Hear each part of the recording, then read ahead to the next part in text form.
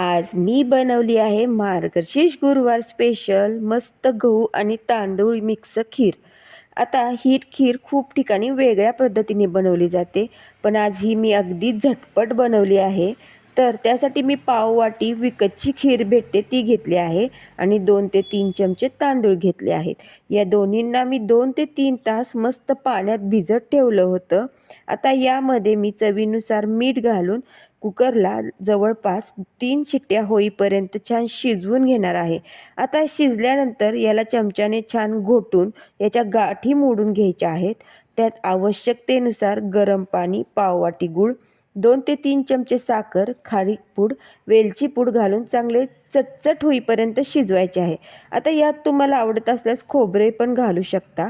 आता फोडणीच्या कढईत 2 ते 3 चमचे तूप घेऊन मस्त ड्रायफ्रूट्स लाल होईपर्यंत परतून घ्यायचं आहे.